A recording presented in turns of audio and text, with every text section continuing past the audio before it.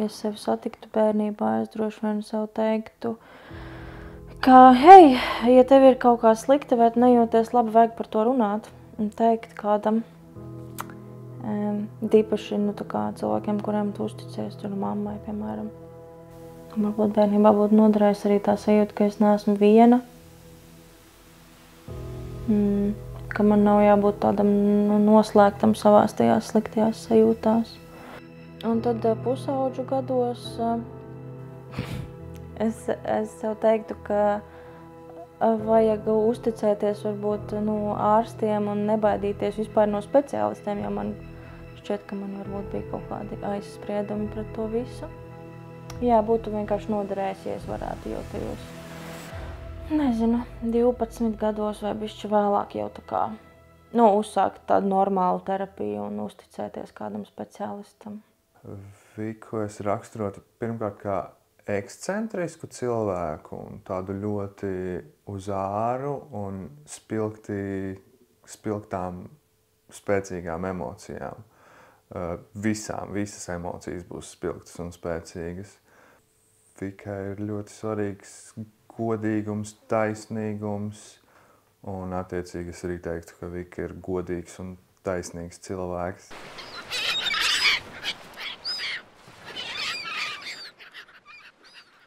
Confessions of a Socialite. Ļauju sevi bučot, vedināt, spiest, bet nepatīk. Ļauju aicināt, pati eju rādos, nogurstu, apnīgi, beigās riebjas, bet smuki jau izskatās. Pagājušās sezonas zābaki, augstupēdenis par mazu, Brad Summer, Sofija, nekad vairs nevilks kaudzē, riktīgi labās glāzes, labāks par tām, kas mājās, Hemingways, Fitzgeraldnieks, par krāju, plauktākā tīri galvniedarās. Nekad nepārstrādāsies, vajag to mierīgi, sēži veržos namā un nevainības augās, nekams vispār galvu sitās, raudiens nāgri, visu. Vienu paplutīt otru, varbūt pārējais sēžas, runāsies ar vienu, iztīrīt laukumu, baudšanos un žēlētas, paklāts publikai izrādīt. Trauksmes, man liekas, ka man ir dažāda veida, bet tas kopsaucējs, kā es jūtos, kad es izjūtu to, ko mēs saukt par trauksmi, ir. Pirmkārt jau man ir tādas ļoti, ļoti smaga sajūta krūtīs un sirdī liekas. Tā dažkārt liekas, ka pasaule visu apstājas un esmu tikai es. Tad es sāku just, kā mans sirds ļoti dun. Un man liekas, ka man trūkst elpas. Un citkārt arī pazūd jau skaņas, jau sāk attālināties. Dažkārt pat tā trauksme ir tik spēcīga, ka es to salīdzinātu pilnīgi ar, varbūt kaut kādā mērā ar ģīpšanas sajūtu. Kad es esmu tā attālināta no pasaules, viss tā aiziet prom un palieku tikai es ar savu satricinājumu iekšā.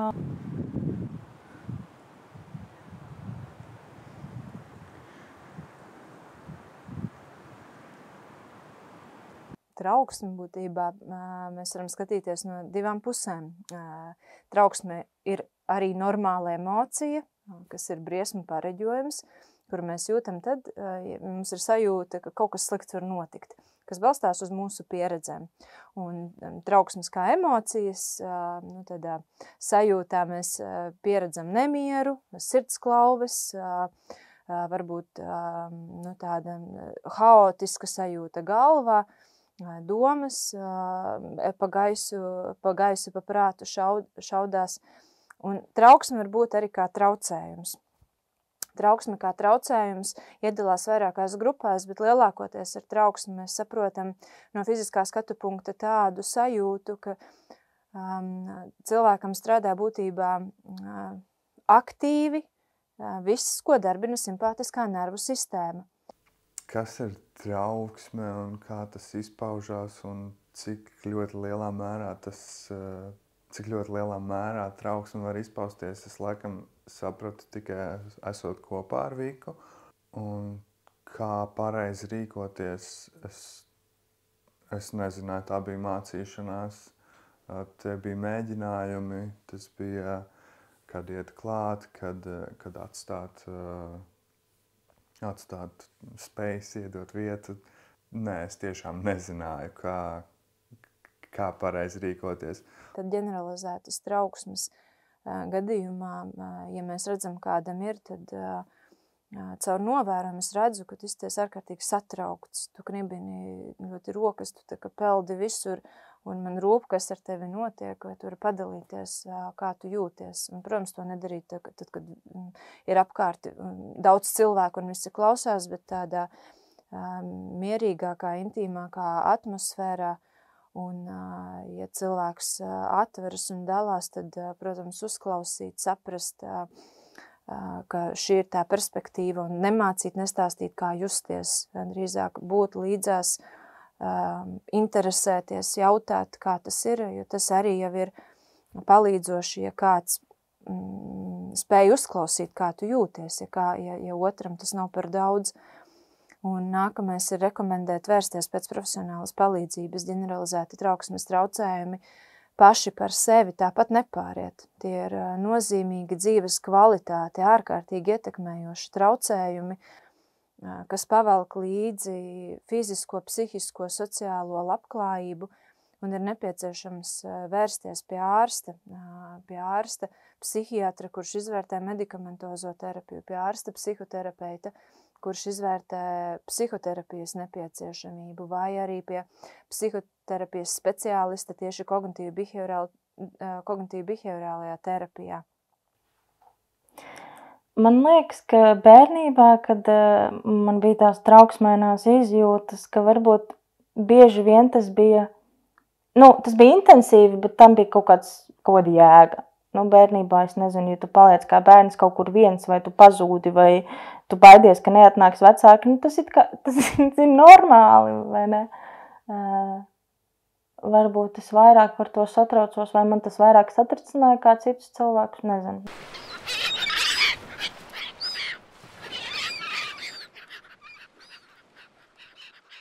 Kad sāk likties muļķīgi ķimerēties ar ielūgumiem, mērīt un meklēt kleitas, izbraukt uz koncertiem, šērot mēmītes un skatīties video, satraukties par nomāsātiem zābakiem, maksāt naudu par jaunu frīzību, un mierināt māmu, dziedāt saviem draugus.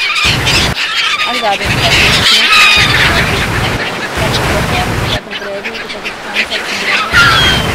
un pasniegt roka, kāds apspriests vārds, elpoju tieks visādi. Un varbūt kāds man pašu arī pazīst. Kad mēs bijām kaut kādos pirmajos randiņos, Vika negribēja iet tā kā publiski pa dienu kaut kādos pasākumos, kur ir daudz cilvēki.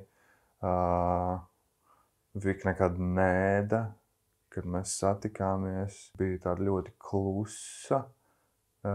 Es domāju, ka tā ir kautrība, bet vēlāk es saprotu, ka tā nav kautrība, ka tā ir trauksme, kas ir tas iemesls tam, ka viņi uzvedās tā nekā mājās. Kad mēs vēlāk vairāk laika kopā pavadījām, es sapratu, ka tas ir pavisam cits cilvēks mājās, un tā sociālā vide, sociālā trauksme ir iemesls tai uzvedības maiņai. Tagad, kad es jūtu tās trauksmēnās sajūtas, es teiktu, ka bieži vien tas vispār ir neloģiski, un tam nav īsti pat nekāda tāda sakarīga iemesla, man šķiet. Liekas, ka arī šobrīd vairāk tas ir balstīts kaut kādās, nezinu, kā latviski pareizāk pateikt, bet insecurities varbūt, nepārliecinātībā vai bailēs kaut kādās par sevi, par savu vietu pasaulē, kā vajadzētu pareizi kaut ko darīt, un tā, kad no turienes man bieži veidojas tā trauksme. Tā kā mani, piemēram, vienmēr ļoti notrigerē, kad es nevaru būt kontrolē un nesaprotu, kas, piemēram, notiek, vai kaut kas iziet ārpus tā, kā es gribētu, vai ko es esmu iedomājusies.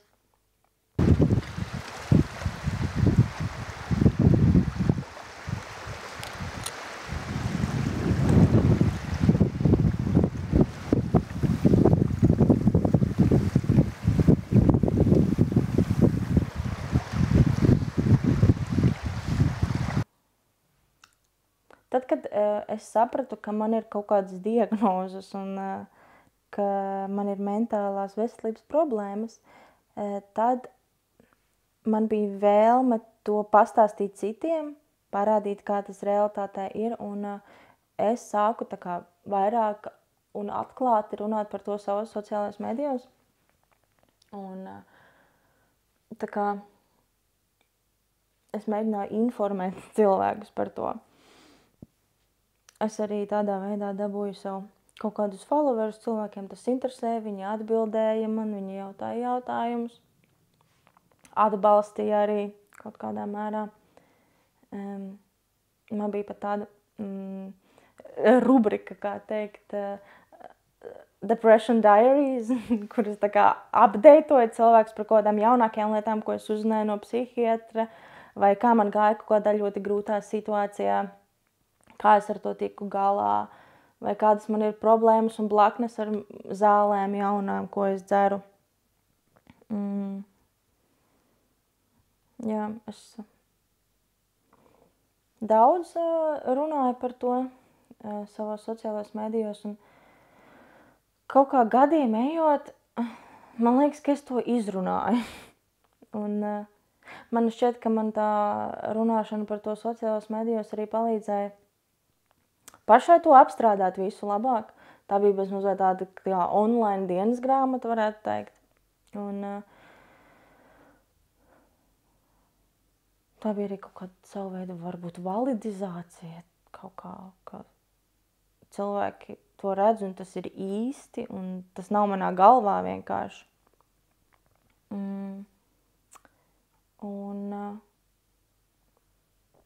Jā, ar laiku gan man tā vēlme likt kaut ko pārgāja un gribējās būt vairāk privātai.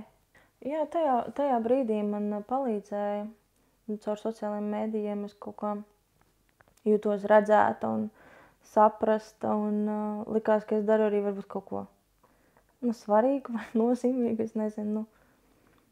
Bija cilvēki, kas varēja ar to kā identificēties.